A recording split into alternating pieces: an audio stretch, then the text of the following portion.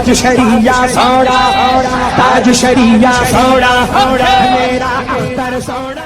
وعلیکم السلام ورحمۃ اللہ۔ عدنان حنفی ممبئی سے پوچھتے ہیں کہ لال رومال والا بہاری کہتا ہے کہ حضور علیہ السلام نے ظاہری زندگی میں دیا، اس کے بعد باطنی زندگی میں کسی کو کچھ نہیں دے سکتے ہیں، ایسوں کو کیا جواب دینا چاہیے؟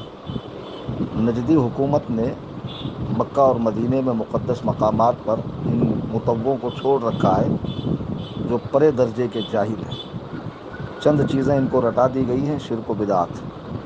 قرآن و حدیث کی گہرائی اور گہرائی کو یہ سمجھتے نہیں ہیں اور سب طرف ان کی نگاہ ہوتی نہیں ہے۔ چند ایسے پہلو جس میں تنقیص نکلتی ہو، توہین ہوتی ہو، شان اقدس گھٹتی ہو، وہی ان کو رٹو طوطے کی طرح پڑھایا گیا ہے۔ اور بھولے بھالے سنی جب وہاں جاتے ہیں تو ان کو پکڑ پکڑ کر یہ لوگ بحث کرتے ہیں، حالانکہ بڑے بڑے علماء بھی جاتے ہیں، اور جب یہ لوگ پھنستے ہیں تو وہاں سے جان چھڑا کے بھاگتے ہیں یا شرطا کے ذریعے سنی علماء پہ ظلم ڈھاتے ہیں۔ اس کی یہ بکواس کہ حضور علیہ السلام نے جو عطا فرمانا تھا اپنی دنیاوی زندگی میں عطا فرمایا، بعد وصال برزخی زندگی میں کسی کو کچھ عطا نہیں کر سکتے، یہ جھوٹ ہے۔ صحیح حدیثوں سے ثابت ہے کہ اللہ کے رسول علیہ السلام جب اس دار فانی سے دار بقا کی طرف کوچ کر گئے تو اس کے بعد بھی آپ کی عطاؤں کا سلسلہ تھما نہیں، رکا نہیں، جاری ہے، باقی ہے، اور انشاءاللہ قیامت تک رہے گا۔ اس کے کئی واقعات ہیں۔ ایک صحابی کا واقعہ لے لیجئے جس کو علامہ سمہودی رحمۃ اللہ علیہ نے وفاء الوفا کے اندر نقل کیا ہے کہ حضرت عمر کے دور میں لوگ شدید قحط میں مبتلا ہو گئے تو حضرت بلال بن حارث مزنی ایک صحابی ہے جو حضور کی قبر انور کے پاس آئے۔ کہاں ہے؟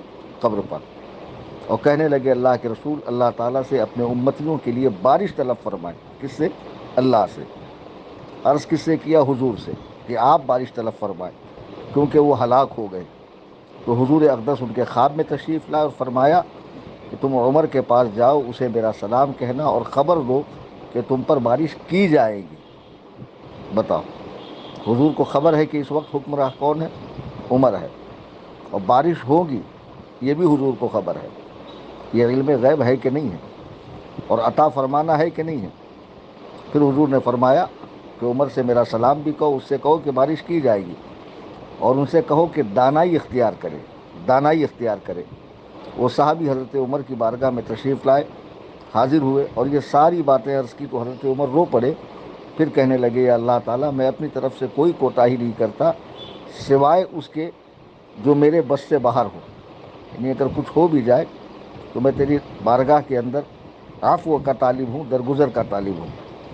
تو بہرحال اس کے بعد مدینے میں پھر اس واقعے کو دوسرے طور پہ حافظ ابن کثیر نے البدایہ والنہایہ میں بھی نقل کیا ہے، اور امام بیہقی رحمۃ اللہ علیہ کے حوالے سے نقل کیا ہے کہ حضرت عمر نے لوگوں کو نماز استسقاء پڑھنے کا حکم دیا، اور پھر اتنی بارش ہوئی کہ جو مدینے میں قحط پڑا ہوا تھا اور دھول مٹی اڑ رہی تھی، لوگ پانی میں تر تر ہو کر گھروں کو پہنچے، اتنی بارش مدینے کے اندر ہوئی۔ تو اس کی توثیق ابن کثیر جو ابن تیمیہ کے شاگردوں میں ہے، انہوں نے اس کی توثیق کی ہے، اور امام بیہقی کے حوالے سے اس کو نقل کیا ہے۔ اور اس کی توثیق کرنے والوں کے اندر حافظ ابن حجر عسقلانی جو بخاری شریف کی جنہوں نے شرح کی ہے فتح الباری، وہ بھی ہے۔ اور یہ واقعہ حدیث کی معتبر کتاب مصنف ابن ابی شیبہ، جو حافظ ابو بکر ابن ابی شیبہ کی کتاب ہے، جو امام بخاری کے استاد ہیں، انہوں نے بھی اس واقعے کو نقل کیا ہے اور اس کی سند کو صحیح بتایا ہے۔ اس کی توثیق کرنے والوں کے اندر ابن کثیر بھی ہے، علامہ ابن حجر عسقلانی رحمۃ اللہ علیہ بھی ہے، اور بڑے بڑے محدثین کی جماعت ہے کہ جنہوں نے اس واقعے کو صحیح بتایا ہے۔ اب یہ تو ایک صحابی کا واقعہ ہے۔ امام بوصیری رحمۃ اللہ علیہ مشہور ہے کہ ان کو برص کی بیماری تھی، اور انہوں نے حضور کی بارگاہ میں استغاثہ کیا، سرکار نے انہیں چادر عطا فرمائی۔ بردہ کے معنی ہی چادر ہے، تو انہوں نے قصیدہ لکھا نا، قصیدہ بردہ شریف، جو مشہور زمانہ ہے، پڑھا جاتا ہے۔ اور اسی طرح سلسلہ رفاعیہ کے امام و پیشوا حضرت سید احمد کبیر رفاعی رحمۃ اللہ علیہ قبر انور پہ حاضر ہوئے تو سرکار نے اپنا دست کرم باہر نکالا اور ان سے مصافحہ فرمایا. امام اعظم ابو حنیفہ کے سلام کا جواب عنایت فرمایا. اور اسی طریقے سے امام اہل سنت اعلیٰ حضرت کو اپنے دیدار سے مشرف فرمایا. تو حضور علیہ الصلاۃ والسلام کی عطاؤں کا سلسلہ جاری ہے. اور یہ روایت جو ہم نے امام بیہقی اور مصنف ابن ابی شیبہ کے حوالے سے پیش کی ہے، یہ سند صحیح کے ساتھ ہے، یہ حدیث صحیح ہے.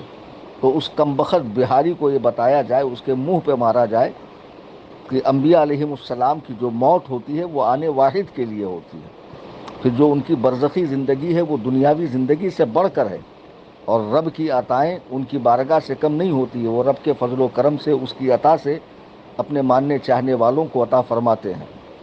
میرے خیال سے عقل مندوں کے لیے اتنی دلیل کافی، حضرت بلال بن حارث مزنی صحابی کا واقعہ ہی کافی ہے، اور نہ ماننے والوں کے لیے دفتر کے دفتر ناکافی ہے. اللہ تعالیٰ عقل سلیم عطا فرمائے اور حضور علیہ السلام کی سچی محبت عطا فرمائے.